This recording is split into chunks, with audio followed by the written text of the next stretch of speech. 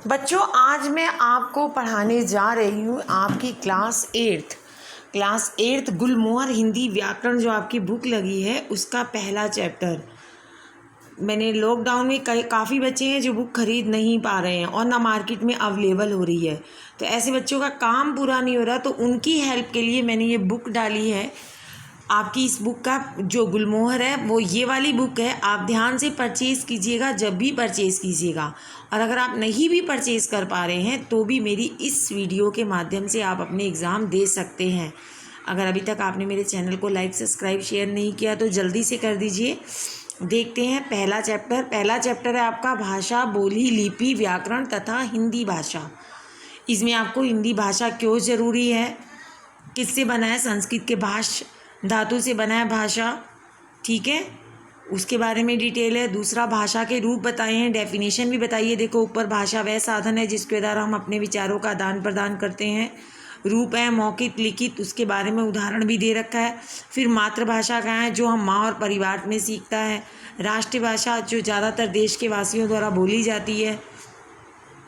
फिर उसके बाद राजभाषा है जिसमें देश के अनेक कार्यालयों में जिसका काम काज होता है जिस लैंग्वेज में, और 14 सितंबर 1949 को इसे हिंदी को राजभाषा का दर्जा भी मिला था, इसलिए हम हिंदी दिवस भी मनाते हैं। संपर्क भाषा जो हम दूसरे देश के आपस में वार्तालाप करने के लिए जिस भाषा का प्रयोग करते हैं। फिर मानक रूप बता रहे हैं कि पहले क्या चलता था और शुद्ध रूप आज क्या है चल रहा, तो वो आपको दिखाया गया है इसमें।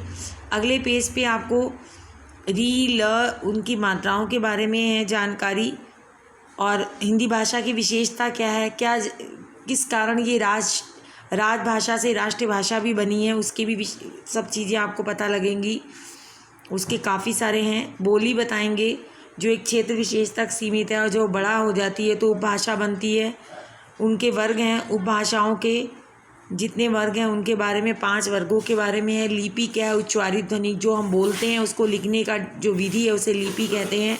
कुछ लिपियाँ भी दे रखी है। संस्कृत की क्या है, देवनागरी है, नेपाली की देवनागरी है, फारसी की रोमन है, ठीक है, उर्दू की फ़ारसी है, ऐसे बता रखा है। और देवनागरी लिपि की क्या विशेषताएं ये भी दे रखा है।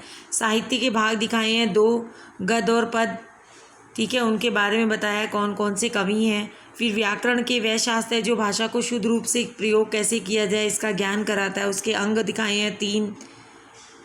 उसके बाद आपको स्वयं करके इससे रिलेटेड क्वेश्चन आंसर दिखाए गए हैं। भाषा किसे कहते हैं, भारत की राजभाषा क्या है, सबको पता है हिंदी है।